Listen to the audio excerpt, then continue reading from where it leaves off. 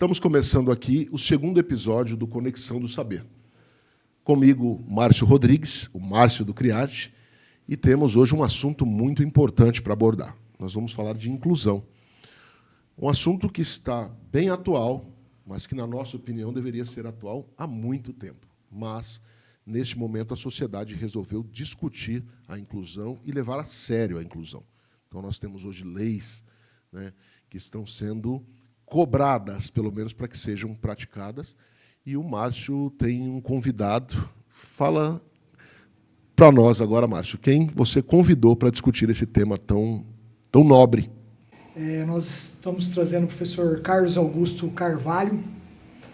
E o professor Carlos, ele tem uma ampla experiência com o assunto. O professor Carlos tem uma ampla formação. Ele é mestrando em educação, fisioterapeuta, doutorando em fisioterapeuta, e com todos os aperfeiçoamentos e especialidades aí que constituem um breve profissional. É um amigo, e agradeço a presença aí, professor Carlos, de estarmos conosco aqui nesse assunto tão importante, né, sobre inclusão. E falarmos de tudo aquilo que envolve esse tema aí. Boa tarde, professor.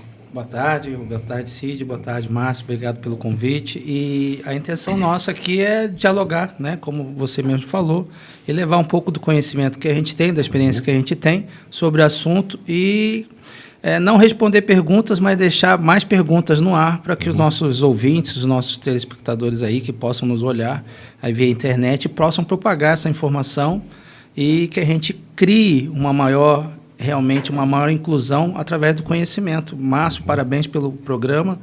Eu acho que é algo inédito aqui na região isso. Não tem nada, né? Mesmo a gente tendo aí várias universidades, a gente não tem nenhum programa voltado com essa pegada da educação aí. É aquilo que nós estávamos conversando anteriormente, né? Nós temos excelentes universidades, formam excelentes profissionais aqui, e esse debate ele acontece dentro das universidades. Sim. Não é um assunto que fica de fora do dia a dia das universidades. E ele atinge um público voltado para isso. Professores, os acadêmicos. Sim. Mas a nossa busca aqui nessa conversa hoje é atingir o público que consome isso, o público que está ali, os pais, os próprios professores que no dia a dia não vão estar atrás, não conseguem estar atrás de alguma informação. Então, esse tipo de conversa aqui com os especialistas, num canal que atinge todo esse público, a gente consegue chegar de uma forma assertiva aí com esse tema sobre a inclusão. Então, é bacana aí o que a Oeste está nos oportunizando, né? E nós conseguirmos estar dando sequência aí nos temas. E, professor, já começando aí, e conforme você disse, nós estamos aqui hoje, Cid, mais para numa questão mais de reflexão sobre o tema. Sim. Porque a legislação, ela existe, e nós não vamos entrar se ela é cumprida ou deixando de ser cumprida, mas a reflexão para a comunidade, em geral, daqueles que têm hoje dentro de casa alguém com algum aspecto de uma necessidade especial ou não, se reflita para a comunidade. Sim. Se reflita para a comunidade. Então, nós colocando isso já numa inserção da inclusão, professor Carlos, no aspecto social, por que falar de inclusão, professor Carlos, ainda incomoda algumas pessoas? Incomoda porque é aquela hora que você olha para o espelho e vê os seus próprios medos, defeitos e receios, né? Apesar da gente estar vendo hoje a informação sobre a inclusão, as pessoas ainda têm muito receio de fazer isso, né? É aquela coisa assim, eu acho que é uma analogia junto com a pandemia. Enquanto a pandemia estava atingindo pessoas e não tinha nome, não me tocava. E a pessoa, quando a questão da inclusão, ela começa a tocar você quando adquire o nome. É meu filho, é meu sobrinho, é o meu neto. E só que isso deixou de ser no âmbito pequeno para ser uma coisa muito maior. Então, hoje as pessoas têm muito mais acesso aos laudos, você tem acesso à saúde, e isso aumentou o diagnóstico dessas pessoas, né? E mais falar sobre inclusão é difícil. Você tem a questão das famílias, que tem uma pessoa a ser incluída, e aí você tem um momento que eles chamam de luto, né? De aceitar aquilo, porque aquilo. Né? Você tem o problema estrutural, que seja do município, seja do Estado, seja da própria família, de como lidar com isso. Né? Então, fica difícil. Né? E falar sobre inclusão é difícil. É um tema difícil de se falar por essas conjunturas. Esses aspectos. Essa primeira barreira começa dentro de casa, né? Então você tem que romper essa primeira barreira dentro de casa com a aceitação, com os cuidados devidos. Porque a partir do momento que você reconhece, olha, tenho aqui uma condição especial, então eu preciso tratar de maneira especial. Então você já começa a romper uma barreira e o tratamento já começa dentro de casa. Então você já colabora muito para aquela pessoa que foi diagnosticada com uma necessidade especial. Eu não vejo isso como uma via de regra, assim, que são geral, mas existe sim, Cid. E isso independe de uma questão cultural da família, né, professor? Vai do aspecto geral da organização da família. Então, tem famílias que aceitam um pouco melhor e famílias que não aceitam. E isso tudo corrobora depois para buscar esse diagnóstico, não é isso, professor? São várias variáveis, né, Márcio? E agora são vários tipos de deficiência. Né? A gente tem vários tipos de... Nós, né, a gente que é um pouquinho mais jovem, a gente lembrava que deficiência para a gente na época era síndrome de Down ou uma deficiência física. Hoje nós temos N, né? Você tem agora, que se fala tanto a questão do autismo, que depois a gente pode entrar nesse viés, mas são N deficiências. Algumas conseguiram ter uma jornada própria que consegue a família se ajeitar, né? E instituições que acabam... Né? O surgimento das instituições, por exemplo, das associações, ela se deve porque muitas vezes o poder público ele não tinha condição, no privado não tinha, as famílias se juntaram e abriu uma associação. Assim foi com a SAPAI. Aqui na nossa cidade são cerca de 33 associações dos diversos tipos para atender as diversas camadas da população. Então, eu vejo muito isso. São várias variáveis. Né? Quando uma família descobre que tem um ente com algum tipo de deficiência, ocorre o que o Márcio falou. A família, às vezes, abraça e vai junto, ou a família se desmantela, que muitas vezes a gente vê isso. Se essa deficiência ela tem uma comorbidade muito grande, alguém ali, às vezes, não tem estrutura para isso. A questão da quantidade, professor, de laudos e tudo mais, ou do aumento que vem, né, das crianças com essa atenção especial, foi pelo acesso ao laudo? Foi isso que o senhor falou? Eu acredito muito que seja, hoje, a questão que nós estamos vendo, o acesso ao conhecimento. Era uma coisa restrita. Né? Eu lembro, por exemplo, eu vim do esporte, e eu vim do esporte chamado karatê. A gente, para ter acesso às coisas, tinha que pedir para um professor japonês vir aqui, era aquela coisa de dificuldade. Enquanto na faculdade tinha um professor em Londrina que a gente pedia para ele mandava as xerox dos artigos, porque a gente não tinha acesso. Hoje em dia a informação está na ponta, está na nossa palma da mão. Né? A gente consegue artigo, a gente consegue falar, eu consigo falar com um especialista via CAL. Então, o acesso à informação está muito grande. E a curiosidade daqueles que tratam com isso fez com que esse conhecimento se expandisse e ficou mais fácil, né, dessa questão dos laudos.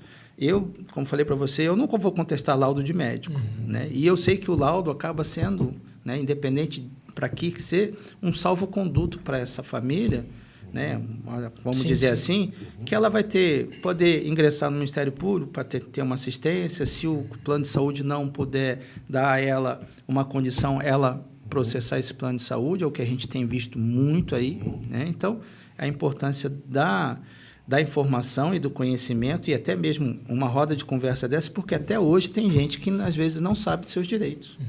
Então, o rádio, ele ainda, eu acho que é o maior e ainda... propagador de informações. A palavra é essa, a informação. Né? Hoje nós temos a informação na palma da mão, no seu celular. Você tem uma certa dúvida, você entra ali em algum canal de comunicação, seja o YouTube, alguma plataforma, ou o Google, você joga ali a tua necessidade e ele vai te dar ali N opções para que você possa né, conduzir naquela situação. Aquela situação. Mas numa conversa direcionada, como nós estamos tendo aqui hoje, no Conexão do Saber, ele fica uma conversa não superficial, vamos dizer assim. Sim. Porque a quantidade de informação ela é enorme. É enorme.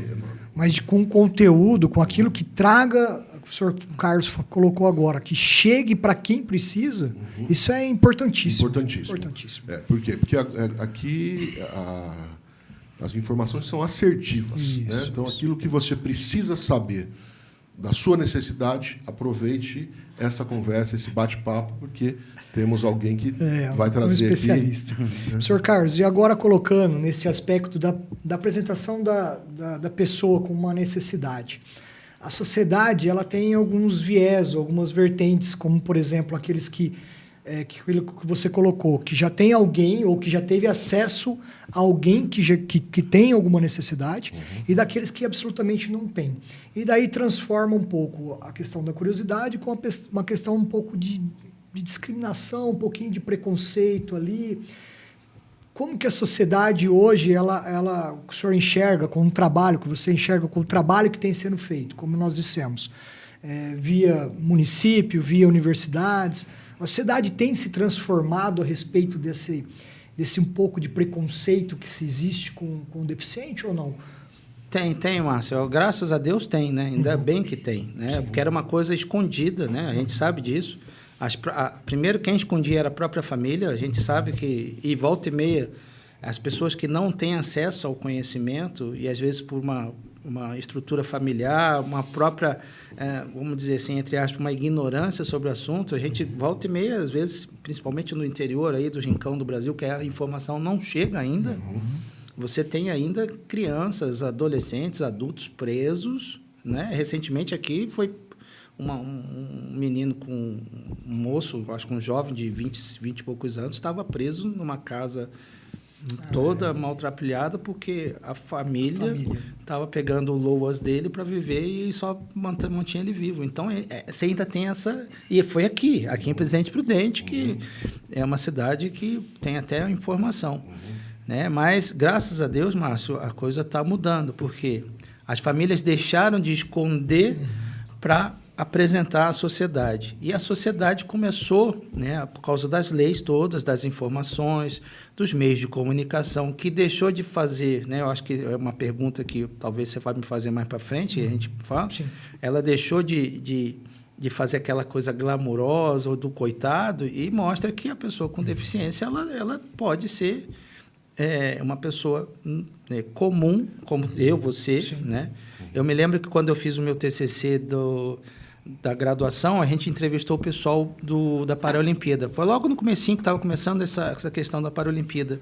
Eu entrevistei o Anderson, que era um atleta paralímpico, que foi campeão 5, 6 medalhas em Olimpíadas, e lá em Sydney, e ele falou assim, uma frase que me marcou até hoje. Ele falou, o Brasil e o mundo está preocupado muito com um corpo bonito. Esquece que, às vezes, num corpo deficiente, há uma cabeça pensante, há um coração pulsante. Então, aquilo me marcou até hoje. Né? Que às vezes a gente esquece isso. E o que é interessante, né? Quando a cabeça é pensante ou pulsante, ou a pessoa tem uma estrutura, você não vê a deficiência nela, né? Não vê. Então, olha o Anthony Hopkins aí, olha aquele cientista que descobriu tudo. Então, são pessoas que você olha, você não olha a deficiência, você vê ele, a qualidade, capacidade. A capacidade dele. E detalhe, né? Você foi muito feliz nessa colocação, porque a nossa equipe paralímpica tem demonstrado a Jerusa, olha que a Jerusa tem trazido muito superiores à nossa equipe olímpica. Hoje eu enviei um e-mail para o João Batista Carvalho, foi o primeiro presidente do Comitê Paralímpico Brasileiro. E onde eu conheci essa coisa, que eles lá no Niterói, eles tinham a associação, depois vocês procurem, Associação Niteroense de Deficiente Físico, onde eles tinham parceria, na época, com a Telerge, onde eles davam um emprego para as pessoas com deficiência. Eles fizeram uma parceria com a Salgado de Oliveira, que é mais ou menos uma Oeste, lá, né? A Salgado de Oliveira é muito grande. Eles tinham parceria de dar bolsa para as pessoas com deficiência, e eles criaram, dentro da Andef, um curso de metalurgia, onde eles faziam cadeira de roda e muleta. E lá surgiu, hoje a gente tem o centro paralímpico lá em São Paulo. Mas o primeiro que teve foi lá em São Gonçalo, que é o Pingo de Ouro, né? Ali que começou tudo. E o João Batista hoje é presidente do Comitê Brasileiro de Clubes Paralímpicos. E o filho dele é o gerente geral do Comitê Paralímpico. Então, na época ele falava, e o Nussmann ficava louco, porque ele falava assim, eu tenho 10% do valor do COB e eu trago 60 medalhas. O COB tem 300, não sei quantos, né? E traz 2. Eu noto isso há bastante tempo e surgiu uma admiração pela equipe paralímpica e uma revolta com a equipe olímpica, porque dá essa impressão que assim, a equipe paralímpica ela se supera, ela fala, não, nós temos aqui, então nós vamos provar que isso aqui não é barreira para nós. Perfeito. E ao passo que a equipe olímpica tem todas as condições, a gente estava falando aqui como o tempo voou. A primeira Olimpíada que eu acompanhei foi em 1980, em Moscou. E as dificuldades que nós vimos da equipe de vôlei, a disparidade física, né, e os investimentos no esporte. Da década de 90 para frente, os investimentos no esporte foram, assim, há um abismo entre a década de 80, 90 e os anos 2000. Você pega pela seleção brasileira de vôlei, né, que tem hoje um centro de treinamento, que é Saquarema, que é referência para o mundo, e deu os resultados que deu. E tantas outras categorias, mas que não apresentaram resultado. Então, a equipe paralímpica está de parabéns. Porque falou assim, peraí, barreira, não existe barreira para nós. A barreira ela serve para nos motivar. E eles estão, e alguma coisa que eles estão fazendo muito interessante agora, Márcio, que é legal vocês saberem, é que quando começou com pessoal velho, né? Pessoal de 40, sim, 36 anos. Hoje eles estão indo nas escolas, e tem hoje um programa do governo estadual, junto com o Comitê Paralímpico, que eles vão nas escolas para tentar achar essas crianças, esses adolescentes, porque muitos desses ainda estão escondidos. Olha, o SESI de Presidente Prudente tem uma equipe de badminton que tem apresentado resultados fantásticos, são meus vizinhos. Então, eu vejo os meninos lá, volta e meia, estão saindo aí em matérias nos canais de TV, rádio e tal, tem mostrado aí os resultados na América Latina, nas Américas afora. Aí, tá? Parabéns à equipe do SESI de Presidente Prudente, né, a equipe de badminton, que tem demonstrado que não existe barreiras. Aí, voltando no teu assunto, é o tratamento que se recebe, né? É a atenção que se recebe. Tem uma limitação? Tem. Peraí, vamos tratar isso aqui, que isso aqui pode potencializar em tantas áreas. Já aproveitando essa fala do CID, professor, existe alguma dificuldade? É claro que tem os níveis, né? Por exemplo, tem os níveis. Mas se tiver uma atenção especial dentro de uma sala de aula, acaba conseguindo ter o aprendizado ali naquilo que ele consegue receber. Não consegue, professor? Sim, sim. Márcio, quando a gente fala da parte educacional, a gente tem que pensar na parte cognitiva, né? Independente da criança ter uma deficiência ou não, hoje a gente sabe que muitos têm transtornos, como coisa que talvez eu e você tínhamos no passado e não tinha um nome, né? Eu me lembro que eu tinha dificuldade com português, com algumas coisas, com outras eu não tinha. Hoje tem nome, déficit de aprendizagem, é TDAH, é transtorno de dislexia. A hiperatividade. Eu para mim, ficar parado era muito difícil. Então, hoje tem nome as coisas, né? Mas a gente sabe que essa parte de cognição, ela pode ser educacionada, né? A gente pode criar um programa. Por isso que hoje tem um nome também, sim, né? Que é o Programa Especializado Individualizado de Educacional, onde você vê todas as limitações da criança, da própria família, e a escola acaba fazendo esse trabalho, né? A escola acabou pegando uma boa parte daquilo que o pai e a mãe da gente fazia, né? Eu lembro, eu brinco muito, né? Eu falo assim, cara, se minha mãe tivesse viva hoje, fosse no passado, minha mãe estava presa, né? Minha mãe foi taquígrafa e datilógrafa da Câmara dos Vereadores, ela ia trabalhar, eu ficava em casa, eu tinha 6 anos, mas eu chegava em casa, fazia minha tarefa. Hoje a gente tem que ficar na orelha dos filhos para eles poderem fazer tarefa, porque era algo comum da nossa rotina. Sim. E hoje, com a criançada também, né, com a questão das telas e tudo mais, Márcio, essa parte de cognição, independente da criança ter deficiência ou não, é claro, se ela tiver uma deficiência intelectual, o ritmo é diferente, tudo é diferente, mas há como ele aprender. Porque o PEI Fiz a pergunta para o especialista, mas o P ele de suma importância para até mesmo o acompanhamento, né? Mas nós temos, Cid, lá no colégio essas crianças com atenção. E eu volto a falar, fiz a pergunta para o especialista, mas quando bem acompanhado e assistido, a gente acompanha os desenvolvimentos, né? Respeitando a individualidade de cada um, o processo cognitivo. Eu sempre falo, né, Márcio, que assim, eu tenho, dentro das minhas capacidades e habilidades, eu tenho, sei lá, 100% do que eu posso desenvolver. Você também, o Cid também. Mas são habilidades e capacidades diferentes. Eu, enquanto professor, a minha expectativa, e aí o que tem que se trabalhar, e eu acho que é isso que o Márcio quer, com o trabalho que ele está desenvolvendo aqui, a gente precisa saber assim, o professor, às vezes, tem uma expectativa, né, aquela coisa da régua, né? Só que quando eu entro numa sala de aula, eu tenho mais 35, eu tenho 25 expectativas diferentes. Aí eu preciso começar a individualizar. É esse trabalho individualizado que hoje a gente tem que entender. Mesmo na pluralidade, eu individualizar. E aí eu sei que o Cid, ele tem X habilidades e competências, eu vou tentar trabalhar com isso. Muitas vezes pode ser maior ou menor do que a do Márcio.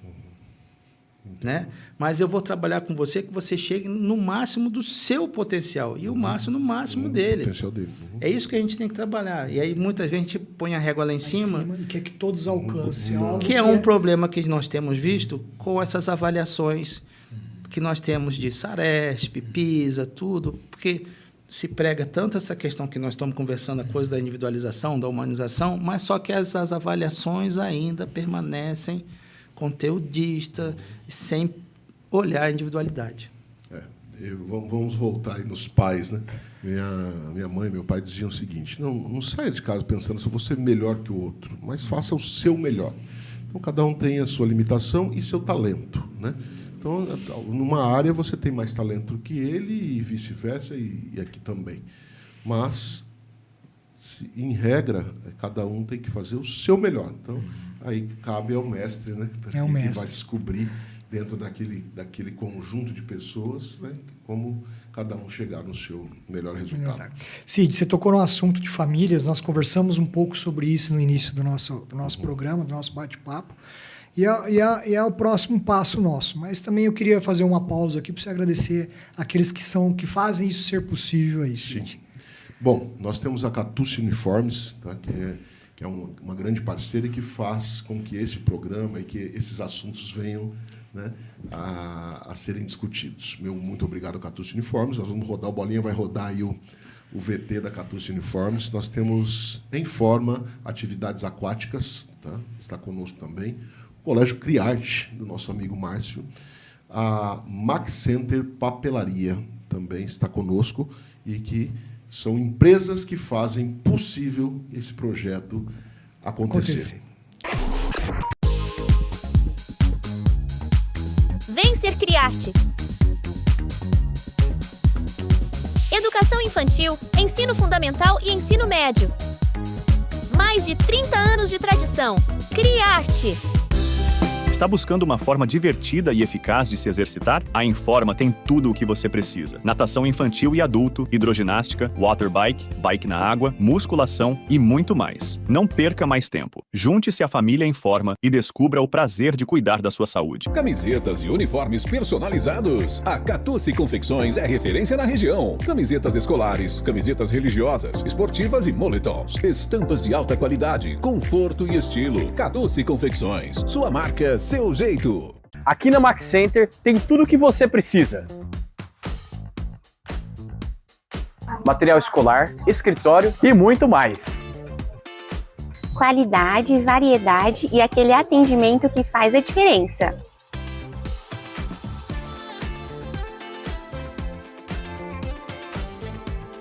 Ai, que tem cada coisa legal. Eu queria levar tudo para casa. Adoro vir aqui, sempre encontro o que preciso e ainda com preço bom. Passe aqui na Max Center e confira de perto. Sempre tem novidade te esperando.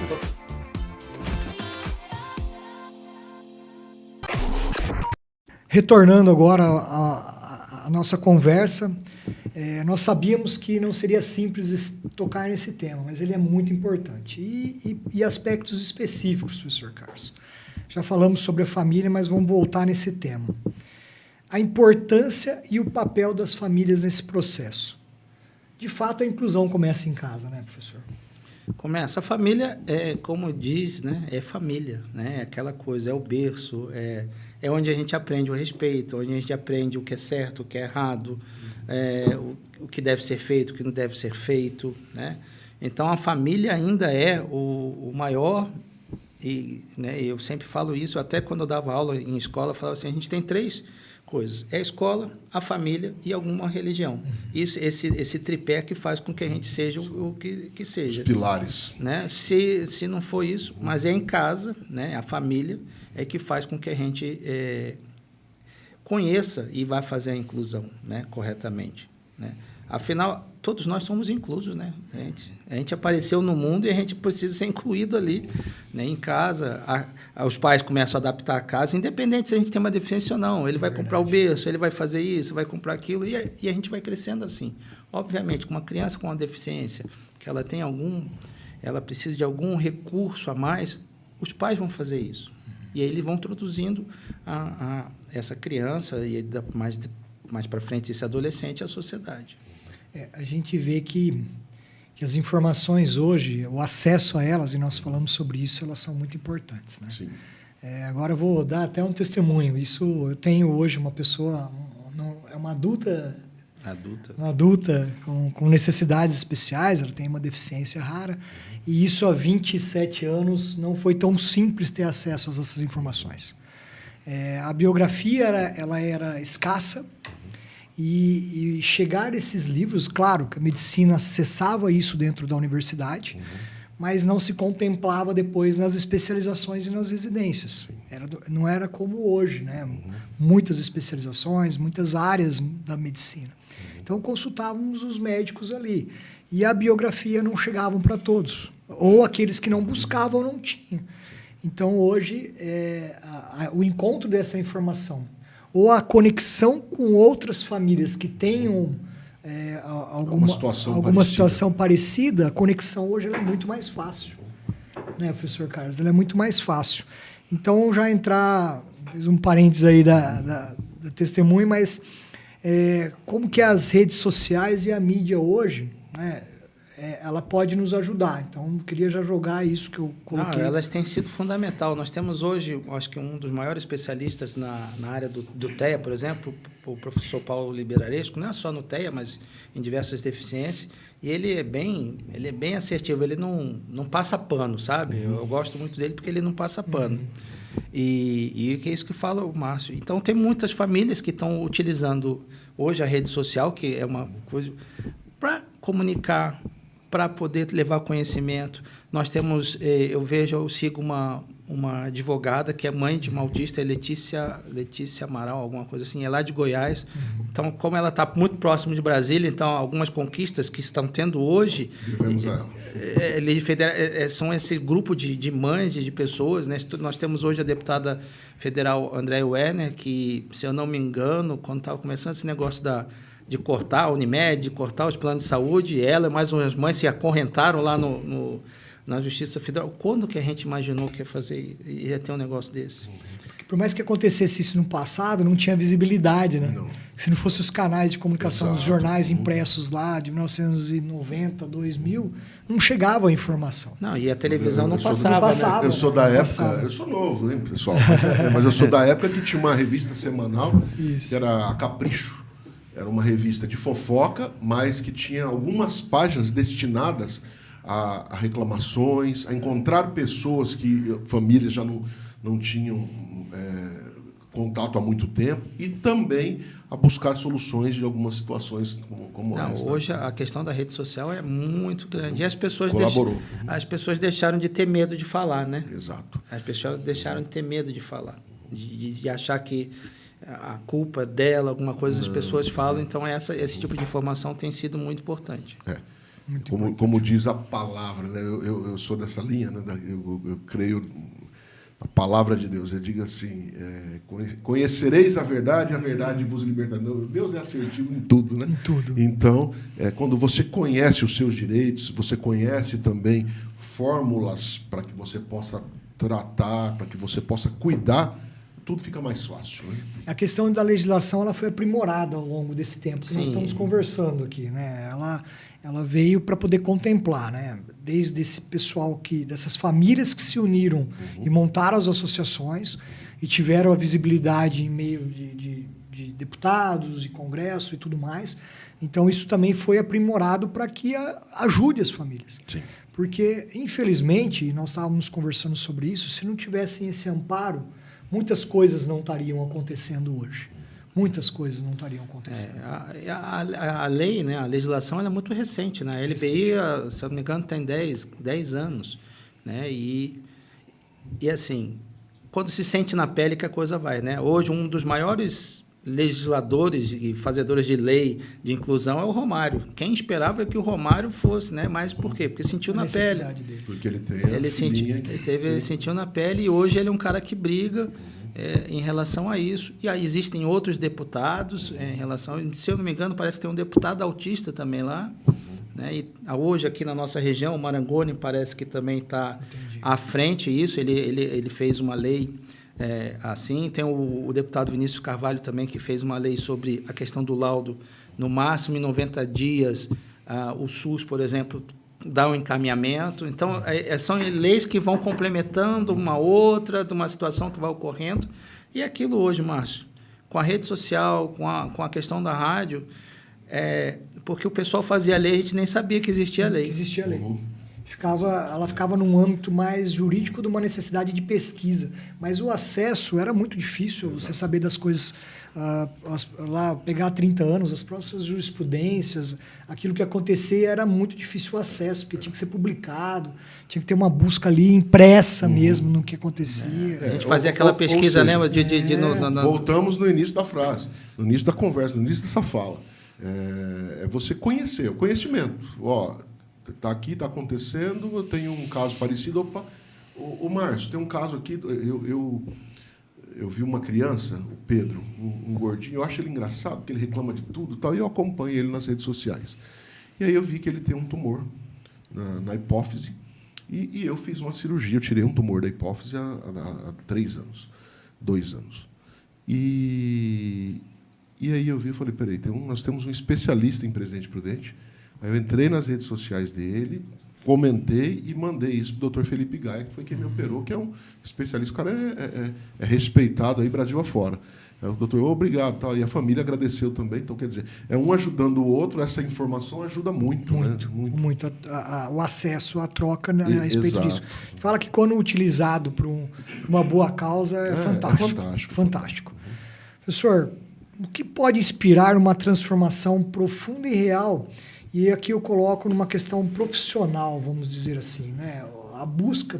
Hoje, Presidente Prudente, Cid, ele se tornou um centro de referência. Nós temos excelentes TOs, excelentes clínicas multidisciplinares, excelentes fonos, excelentes educadores físicos, aí, como o professor Carlos, fisioterapeutas, que fazem trabalho fantástico e se torna referência. Né? Mesmo Prudente é uma capital com... uma capital regional aí com as universidades, né? Então, o que traz uma busca de um profissional para buscar esse tema ou se especializar nesse tema? Márcio, você que é de uma família de educadores e formadores, você sabe que assim, a gente só não foi padre, né? Mas educação é um sacerdócio, né? E a Jennifer lá, que ela é a dona lá da clínica com a qual eu atuo, por exemplo, ela fala assim, a gente tem uma missão, né, Carlos? Mais do que a parte profissional, é uma coisa de missão. Né? Você transformar, né? E ali é na essência mesmo, você transformar, você dar qualidade de vida para essa criança. Dentro da faculdade, como eu trabalho com formação de alunos, eu sempre chamo a atenção deles, porque hoje nossos alunos, né, você deve ter isso no ensino médio, eles estão sem expectativa. E eu vejo ali, às vezes, na universidade, o cara está acabando a faculdade e está sem expectativa. E a gente entrava na universidade assim, não, já vou fazer isso, já vou fazer aquilo, vou a tal lugar. E hoje, assim, você tem que empurrar eles, aí o pessoal trabalha com isso, olha isso, está acontecendo isso, olha como que está crescendo, vamos ver. Mas é um sacerdócio, é praticamente um sacerdócio, é uma missão. Então, quando você pergunta isso para mim, é uma missão e, muitas vezes, assim, é em glória, né? É uma missão em glória, porque... Não é reconhecida muitas vezes. Não é reconhecida. Pode reconhecido aqui nesse... Pode até não ser reconhecida como deveria, como merece ser. Mas você está falando aqui e eu tô viajando, eu estou falando assim, quão nobre é esse sacerdócio. Sim. Quão nobre é esse cuidado, esse amor, sabe? Eu não tenho em casa, mas eu tenho amigos, né? Tenho o Pedro com síndrome de Down, mas que é uma criança que... desde pequenininho eu chegava... Tid, ele me chamava de Tid, não era Cid, era Tid. Um carinho especial que eu tenho por ele. Eu tenho o Gabriel, filho do Paulo, que é um amigo meu, é autista, São Paulino, e aí eu proporcionei a ele e fizemos uma excursão, levamos ele a primeira vez no Morumbi. Mas tinha que ser São Paulo? Essa é a parte nobre da vida do Gabriel. Então, assim, imagina a alegria dele, hein, Cid? São vários os casos que a gente tem o amor. É legal você ter amor por tantas pessoas, né? Por todos, mas um caso como esse quer ver, lembrando aqui, você superior. falando isso, e aí falando, não é só a questão do educacional, mas qualquer profissional, seja TO, seja o que lida com nessa gama. Outro dia, até um aluno da escola da minha esposa, numa Barreto, um menino foi operado pelo Flávio Porto, que ele tinha um desvio de coluna assustador, e o Flávio Porto é um dos maiores especialistas do Brasil nisso. Ele fez isso, e ainda levaram ele no Corinthians. Olha só. E aí ele levou ele... Imagina a alegria do... Imagina a sensação. Eu não consigo. Ô, Cid, imagina a alegria, Cid. Vou viabilizar para você uma oportunidade dessa. Mas eu consigo. Bolinha, faz isso comigo. Não, mas aí você vê que, assim, cada um, dentro da sua especialidade, seja um professor, seja um diretor, seja um médico, seja um TO, a gente proporciona isso e vê isso, né? Eu vejo, por exemplo, o Márcio fez o testemunho da filha dele e eu atendo a filha dele, né? E eu me lembro que o primeiro dia que eu vi, ela falou 50 tipos de princesa. Eu falei, meu Deus do céu, eu não conheço nenhuma delas. Eu tenho que aprender. Eu fui aprender todas as princesas que ela conhece. E ela tem uma memória que parece memória de elefante. Ela sabe o nome de tudo, fala. Você fala uma vez com ela. É conversadeira mesmo. E quem olha, e quem vai olhar a Maria Júlia, por exemplo, não vai ver, acha que ela é aquilo ali que se vê. E é uma menina excepcional, né, na palavra assim, de extraordinária. E a interação que a gente tem com ela, né? Então é muito prazeroso para a gente enquanto profissional, na hora que você tem essa, que a gente chama dessa empatia, você tem esse elo de ligação entre o aluno, o assistido por nós. É totalmente diferente. Eu falo para você que eu falo muito pessoal, nossa, eu estou dando a terceira virada de chave na minha vida, né? Eu estou com 53 anos, vou fazer 54, eu recomecei uma nova carreira dentro da minha carreira. Sim. Né? E uma questão dessa, de sacerdócio, de missão, né? Eu falo que Deus nos concedeu a Maria Júlia, mas ele foi muito bom conosco no sentido de colocar assim, pessoas, anjos aí durante esses 27 anos. É maravilhoso. Sim. E desde o início desde o início com as fisioterapeutas, a Ruth, fonoaudióloga, e sempre ele foi colocando pessoas certas nos momentos certos. Porque eu falei, a informação ela era pouca. Sim. Não só para nós, mas para esses profissionais. Mas a vontade de querer ver a mudança na vida da Maria Júlia, que transformaria ali uma família pela mudança dela, foi muito grande. Foram pessoas assim que vieram e ficaram na nossa vida, como o professor Carlos está hoje, que vieram não tão somente para prestar um serviço ali, olha, tá bom, fiz o que eu precisava fazer, não. Mas na questão de ver mudanças ali. E essas mudanças elas foram muito práticas em acontecer com a família. Então, falei, Deus, nesse sentido, ele foi muito bom conosco, mas muito bom mesmo. Escrever algo que me emociona quando se fala de família e tem lá uma criança especial. geralmente, os irmãos. Porque o pai e mãe já está aí já é um sacerdócio natural, né? Sim. Mas quando você vê um irmão mais novo, com aquele cuidado, ou mais velho que seja, mas com um amor assim superior por aquela situação, é um negócio que aí você vê aquela força de pai e mãe, que é um negócio, né, que mais se aproxima de Deus aqui na Terra, é pai e mãe, né? E aí, quando você vê os irmãos, com todo aquele carinho, aquele amor, aquele cuidado... É enorme, é enorme. É diferente. Acaba criando, né? Falar em casa, né? Eles acabam criando uma situação de autodefesa ali em relação à irmã, ao meio ali, né? Porque... Eles criam um diálogo próprio, um comunicado próprio, eles criam uma situação própria. E pensando, né, quase 30 anos atrás, que as informações e as próprias famílias não apresentavam essas crianças, né, naquele período, e nós apresentamos bem, então tinha que colocar uma situação, ele teve que criar uma situação na qual ele via algo acontecendo com a irmã, uma discriminação, um preconceito, e ele tinha que saber lidar com aquilo, né, para não ser explosivo. Então ele sentiu muito. Então é aquilo que você falou, são ajustes. Mas hoje nós percebemos aí que com a quantidade de informação que tem que chegar para a sociedade, para a comunidade, tem chego. E aí, partindo para o nosso ponto final, para nosso período final aí, como que você enxerga, professor Carlos, e que mudanças ainda a sociedade precisa passar, uma mudança cultural, para que ainda tenha um olhar um pouco mais específico para esse tema, para esse ponto aqui que nós estamos conversando? Márcio, a gente tem que entender que assim, a questão da deficiência, independente do que ela vai ser, a gente mudou muito. Por exemplo, a gente tinha, na nossa época, e um pouco antes de nós, a questão da deficiência física, por exemplo, poliomielite, essas coisas. Isso foi recuperado. Mas, ao mesmo tempo, a gente começou a ter muito deficiente por acidente de trânsito, a violência nas cidades urbanas. Então, você tem hoje muito mais deficiente físico por essa situação do que ali. Então, a sociedade tem que entender que a questão da deficiência, ela vai acontecer e ela vai ser sempre exponencial, ela não cresce, ela é exponencial. É o que a gente tem visto na própria cidade aqui, algo que era pequeno ficou grande. Não tem mais como a gente enrolar isso, não dá para fazer. Então, isso tem que ser política pública.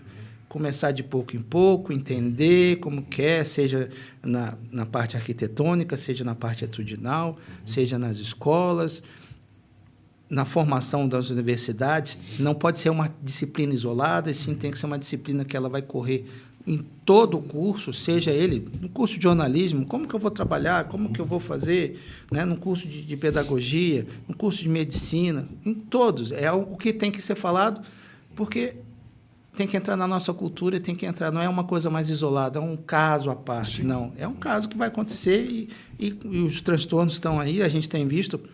O presidente Lula sancionou agora, por exemplo, a questão da fibromialgia, deixou de ser um mito que era desculpa, que a pessoa não queria trabalhar, já descobriu-se que é realmente uma doença, uma deficiência, então aumentou-se e cada vez mais vai aparecer outras tantas. Então, é algo que a gente tem que criar uma cultura, começa em casa, começa no bairro, começa na cidade, né? Eu frequento uma igreja aqui que o padre sempre fala das crianças autistas, então era uma coisa que você não via antigamente. E a igreja foi uma das primeiras a discriminar a pessoa com deficiência, né? E hoje é uma das primeiras a abraçar. A história nos mostra casos abomináveis, mas que a sociedade, de uma maneira geral, evoluiu muito, né? Tá? Você falou da parte arquitetônica. Você não abre qualquer coisinha. Um lanche hoje, um trailer, se você não tiver acessibilidade. Então, o banheiro precisa ter, eu tenho acesso às mesas ali, eu preciso ter uma rampa. Até as festas que se fazem tem que ter o banheiro químico. O senhor Carlos falando, né, hoje não é a minha condição, mas pode ser por um acidente. Eu veio em minha mente aqui amigos que, por uma questão de doença, precisaram amputar a perna. Tem um tio que, por uma questão de doença, teve. Então, se torna e vai precisar estar inserido isso daí para a sociedade. É que as pessoas esquecem, nós estamos vivendo mais. Sim. E o idoso, ele tem algumas comorbidades. Não porque ele quer, mas ele pode ser diabetes. Diabetes, é isso, está vivendo mais. Aí vem as comorbidades. Era algo, e aí se torna deficiente. Deficiente.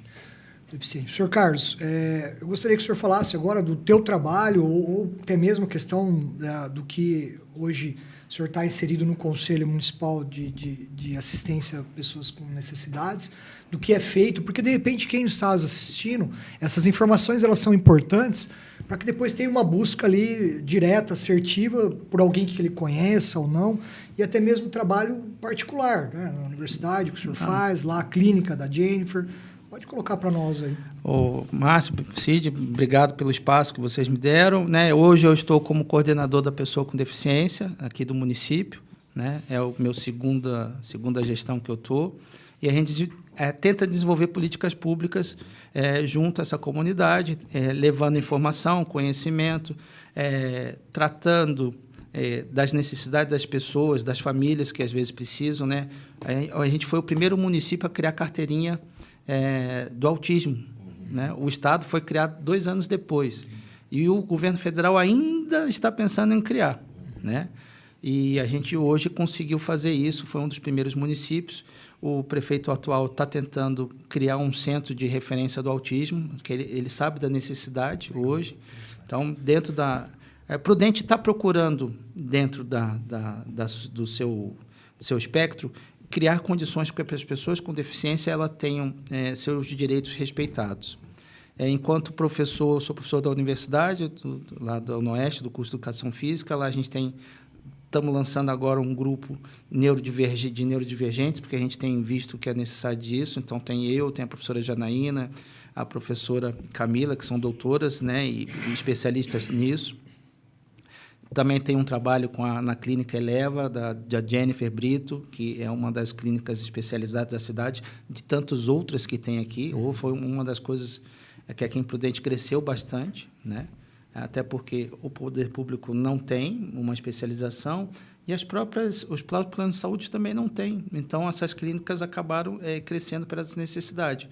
Então, a gente deseja que se tenha mais informações, eu acho que quanto mais, melhor, e que a população possa estar sempre disponível essa informação. Então, um programa como esse que o Márcio está trazendo, né, que tem esse viés da educação, e você, Cid, com que o Oeste vem trabalhando com as informações, faz com que a gente possa ter a certeza que a informação vai chegar para as pessoas que devem e precisam dessa informação. Essa é uma obrigação que a gente cumpre com prazer. Né? Isso. Procurar ajudar as pessoas através da informação. Então, Cid, esse tema, nós estamos no primeiro passo desse tema. Sim. Nós vamos trazer especialistas na questão do direito para essas pessoas, né, com um aspecto de uma necessidade especial. Nós vamos trazer aí, nós temos, que o professor Carlos colocou, inúmeras, né, várias mesmo, clínicas multidisciplinares. Então, para a comunidade, para a nossa comunidade, aí, nossos ouvintes que estão nos ouvindo, assistindo, entenda aí as atividades dessas clínicas, isso é importante. Então, no direito, nas clínicas, até mesmo um profissional que atua hoje dentro de uma sala de aula, acho que é interessante nós estarmos depois debatendo essas conversas. Então, hoje é um início aí, não vai ser no próximo, né? A gente vai estar intercalando, mas nós vamos estar anunciando aí também esses temas. Com certeza. Nós vamos trazer aqui profissionais mais variados para que atuem nessa área da inclusão. Isso. E que possam colaborar com vocês, trazer o conhecimento para que torne-se aí mais fácil, né, o acesso à informação, o acesso a trazer a qualidade de vida para as pessoas com necessidades especiais. É isso aí. Carlos, obrigado, professor. Muito obrigado. Sabia que você ia aceitar aí esse bate-papo conosco, importantíssimo. E obrigado, Cid, Oeste, por estar nos recebendo aqui mais uma vez aí. Quem fica agradecido aqui sou eu. Sou eu, como disse o professor, ele não viu ainda um programa que as pessoas quisessem abordar algo que há de mais importante em qualquer outro assunto, porque todo assunto ele depende da educação para que ele possa acontecer. Exatamente. Né? Se nós não tivermos um mestre, um professor, né, as outras profissões não vão existir. Então, ela só acontece através dos mestres. Então, meus parabéns a ambos. Hoje a Vanessa não está aqui, né? Mas na semana que vem estará aqui novamente conosco. E meu muito obrigado por trazer esse assunto tão nobre que é a educação para os nossos espectadores, os nossos amigos aí. E olha, clica aqui embaixo, inscreva-se no canal, deixa seu like. Isso é muito importante para demonstrar, tá, gratidão a esses profissionais que trazem conhecimento para todos nós, conhecimento que melhora nossas vidas, né? Então, fale o nosso slogan aí para você fechar, por favor. Conexão do saber. Diálogos que acontecem aqui nesse bate-papo nosso e que vai desenvolver a educação como um todo. Muito obrigado. Até a próxima semana. Um abraço, Bolinha. Na técnica, está sempre ali, ó, atento. Valeu. Esse é o nosso mestre.